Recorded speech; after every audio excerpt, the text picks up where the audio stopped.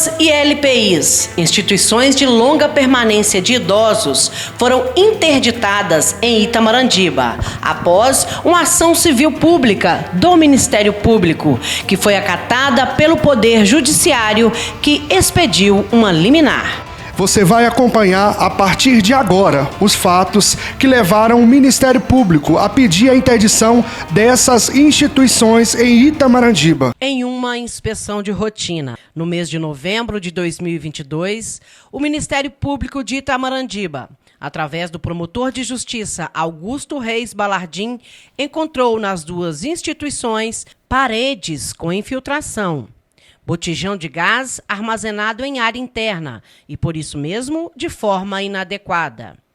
Roupas guardadas sem a devida proteção e organização. Vasilhas amontoadas em um beco junto com muletas.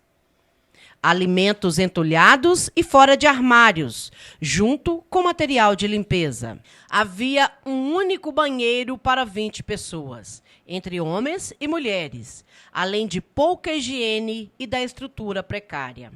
E para caber mais internos, a cozinha era usada como quarto, e o mesmo ocorria com a sala e a frente da casa. Não foram apresentados, no dia da inspeção, inscrição no Conselho Municipal ou Estadual do Idoso, alvarás sanitários, laudo do Serviço de Corpo de Bombeiro e alvarás de localização e funcionamento. Isso sem contar na falta de um cardápio alimentar nutritivo e adequado. Enfim, uma realidade bem diferente do que se espera de uma instituição que acolhe e cuida de idosos.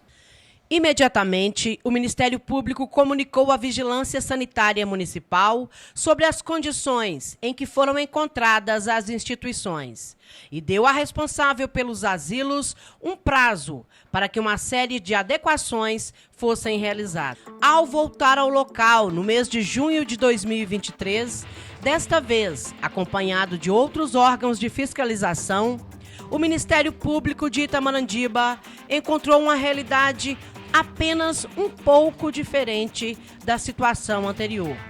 As portas e janelas ficavam fechadas. Em relação à alimentação, pouca variedade e pouca quantidade, bem diferente do que determina o cardápio nutricional para funcionamento de um asilo de idosos. Também não foram encontradas as condições exigidas para a acessibilidade. E se viu também móveis e caixas amontoadas, roupas empilhadas sem o devido cuidado, paredes com infiltração, telhado com mofo, paredes minando água, cadeiras. Bem, acho que esses móveis aqui não podem mais ser chamados de cadeiras. Sofá e outros assentos em condições totalmente inadequadas. No chão, um líquido semelhante à urina. Então, após ouvir e tomar conhecimento dos pareceres do CREAS, do CRAS, da Vigilância Sanitária, da Polícia Civil e da Procuradoria Jurídica do município, no mês de agosto deste ano, o Ministério Público de Itamaratiba impetrou na Justiça, por meio de uma ação civil pública, o afastamento da senhora Maria José Amaral Freire, Aninha Amaral, sócia proprietária dos dois estabelecimentos. Foi pedida a sua retirada do exercício da atividade empresarial e ainda a sua destituição da condição de administradora dos dois asilos, denominados Lar o Recanto do Vale e Casa de Idosos Amaral. O Poder Judiciário, então, emitiu uma liminar, assinada pela juíza Juliana Cristina Costa Lobato. A partir da liminar, que ainda está em vigor, o município de Itamaratiba por meio da Secretaria de Desenvolvimento e Assistência Social, que tem como chefe da pasta a senhora Gabriela Gandra Bié Costa, atuou como interventor e passou a ser responsável pelos internos dos 2 asilos.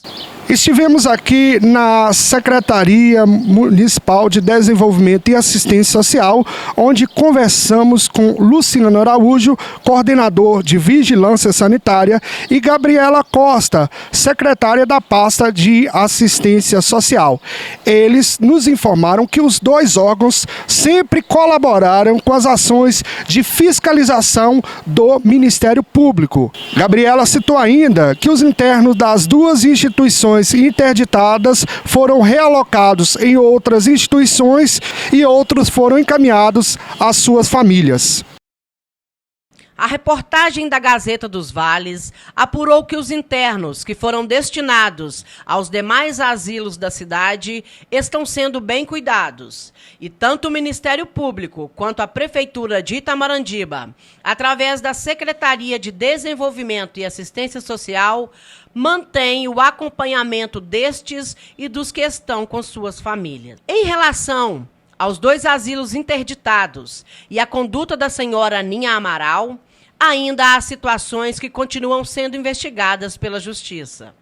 Além da interdição dos locais, a Justiça ainda determinou o bloqueio de R$300 mil das contas bancárias da sócia proprietária das instituições de longa permanência de idosos, a apreensão de todos os documentos de identificação, de prontuários médicos, de contratos firmados e dos cartões de benefício dos idosos.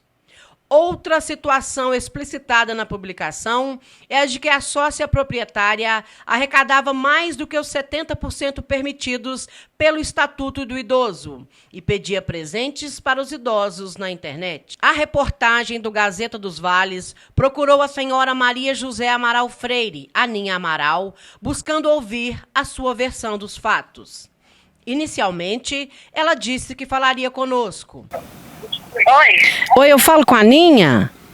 Isso. Ninha, meu nome é Rosa, eu sou do Gazeta dos Vales. Queria conversar com você sobre a interdição de 2 casas que você mantinha. Podemos conversar? Pode. Tá, podemos ir até você ou você fala aqui pelo telefone? Oi, pode falar. Olha só, eu queria saber... Encerrou? Mas houve problemas na ligação via celular e também na ligação via WhatsApp.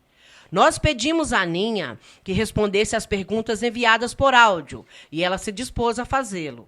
Mas a primeira pergunta ainda permanece sem resposta. Nós persistimos nas ligações por várias e várias vezes. E na manhã do dia 21 de setembro, Ninha nos enviou um bom dia, que foi respondido. Mas até o momento, ela não fez nenhum outro contato com a nossa reportagem. O Gazeta dos Vales permanece à disposição da senhora Ninha e tem total interesse em ouvi-la. O nosso telefone de contato, que é também o WhatsApp, é o 339-9966-9165.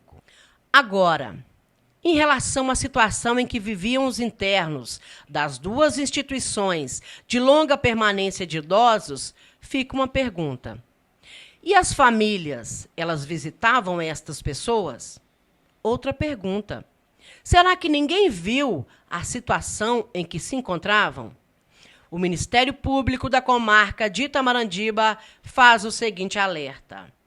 Independentemente da confiança nos serviços e nas instituições, sejam públicas ou particulares, a família deve participar, acompanhar e ajudar a impedir que um local assim vire um depósito de pessoas.